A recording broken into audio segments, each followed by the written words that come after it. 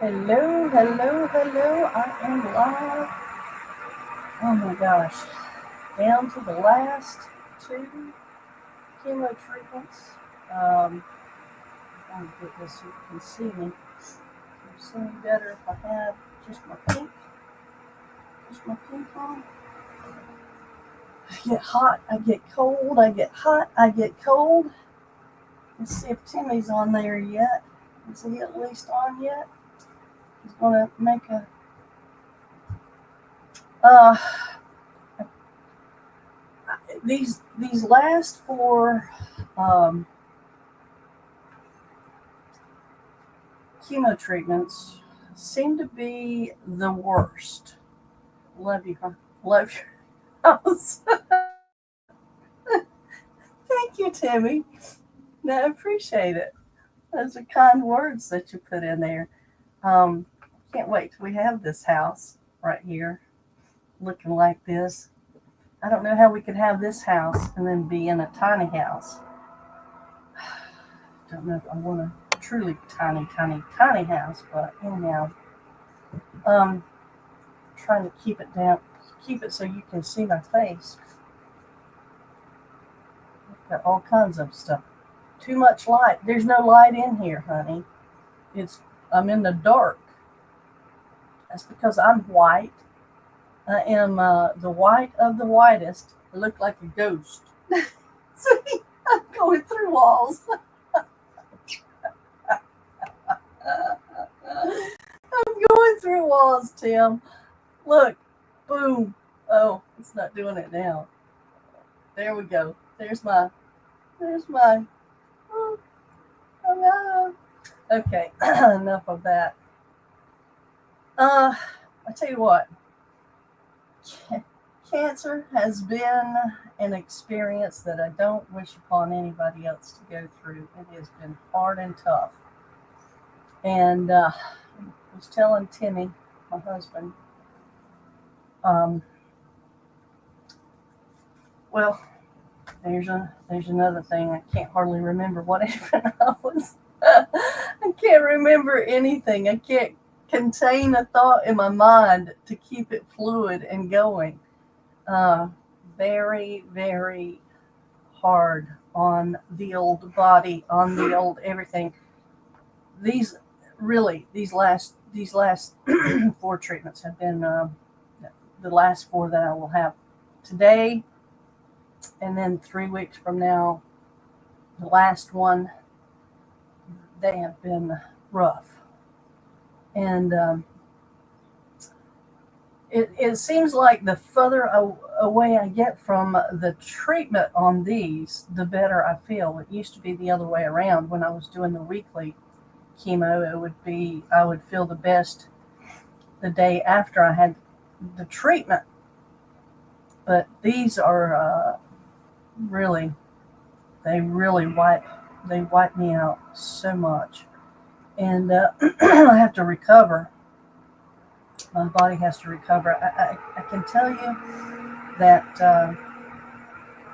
if there's something that you can do to help you avoid cancer, like eating correctly and doing stuff and not, you should try to do it, because I can tell you right now, it is a rough thing to have to experience. And I just cannot wait. I cannot wait for this to be over. I am so through being so tired. Um, I'm telling you, it has been a fight. And, you know, the thing about cancer, I do want to say this. And this is why you need to go out and get your screenings and stuff like that. It's not that you feel the pain from cancer necessarily. If you're feeling pain from cancer, well, I don't know. I guess it's probably you're on the bad side of it. Because typically at the very beginning, it's not like you can feel a pain that is happening. Now, the thing about chemotherapy is, man, it just wears you out. I can tell you right now, it's hard for me to, like, the just the stamina, and you're out of breath. You can't hardly breathe. You have to sit down. You have to lay down. You have to listen to your body. It's amazing to me. I'm not one that is real big on. Uh-oh, got a little snippy. Uh, you get, okay, see, my nose distracted me, and I was in a thought process, and I have no idea where I was going. Tim, can you remind me at all of what my last statement was? Can you type in and tell me what my last statement was? I'm telling you, the chemo brain thing is really true. It's like you just you lose your concentration, you lose your train of thought, and it's gone. It is absolutely gone. Look at me. I'm doing this behind me is my chair, but I don't know where I was going. I have no idea where I was going. You're back on track. You're back on track. Why am I back on track? What was I saying that was back on track? Talking about what?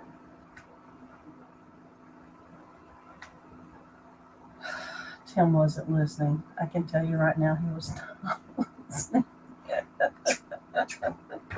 Tim was not listening at all. He can't do back on track. What in the world is that supposed to mean? Unless I go back and listen to the video, I have no idea what I was going to say. So I will say this.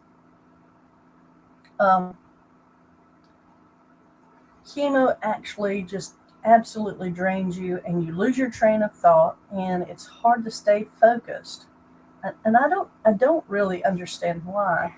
But I mean, if I get distracted over anything, it just pulls me totally away from my train of thought, what I was thinking about. I hope you guys have a wonderful Thanksgiving, because I may or may not be back by that time. I don't know how many of these streams that I will be able to do in the middle of it, but I am excited to be almost through with the chemo. It's like, if you can survive the chemotherapy, then you have a pretty. I mean, the chemo. I mean, not only does it kill the cancer. You just have to fight to get up out of the bed. You have to fight to, I don't know, to just, you have to fight to do a lot of things. It's a struggle to do a lot of different things. I mean, like different. One of the questions they always ask, what part of them is, they will ask you, have you been able to do housework or do different things? And it's like, well, sometimes I'm able to, sometimes I am able to, and sometimes I'm not. And the other thing I want to say about that is, I really appreciate Tim, my husband. He has had to do a lot, picking up the slack of different things for me. And honestly, the other thing about it is, I'm not necessarily, it makes me, my emotions are so, I can't even explain it. It's like you have no control over your emotions. Your emotions are just right. They live right, and you have no patience. Of course, I've had little patience before, but I can say this: it was hard um, because I am snappy, and I don't mean to be. but it's just I don't know if it's one of the side effects is because you have some of the medicine that you're taking. I think somebody said it was part of the, I can't remember which one it was, which medicine that it is. Maybe it's, I can't remember. But see, I can't remember. I'm trying to tell you a story, but it is one of the side effects of one of the medicines as far as um, you're very, I can tell you right now, I'm very emotional. Very, very emotional, and I have very little uh, tolerance. I'm very snappy, and I do not mean to be. So that has been a hard thing for Tim because he's got all this pressure of doing everything, and I'm sure he's happy that we're almost through with the chemotherapy. I mean, the other thing that's coming up is I mean, I really feel like that the thing that's going to really have an effect because I'm already having a hard time with it is okay, I'm going to have surgery to remove my breast, and that is very, it is very, it's part of my femininity. I don't know if that's a word or the right word or, defines your femaleness. And even though, we'll have others put on, but I mean, the thing about it is, eh, I hate to, I am going to say this because this is really something that really has bothered me. Really bothers me. And maybe I'll talk more about it later on, but I will say this. The removal of the breast, even though I know that it is necessary and that I have to do it, it is something that really is it affects me emotionally. So I cannot understand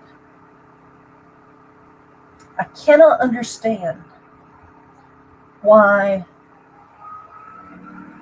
why people in the medical community would say, okay, yeah, you think you think you're a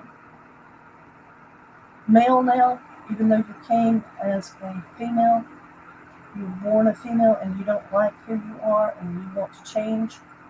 Um, it really bothers me that those in the medical community would take it so lightly that about changing young people and giving them, putting them in that situation when it's irreversible. Guess what, gang? Guess what? When I have when I have my breast removed, and there's Zoe. She's barking a lot. She's barking tremendously. Um, Somebody's outside doing something, but anyhow,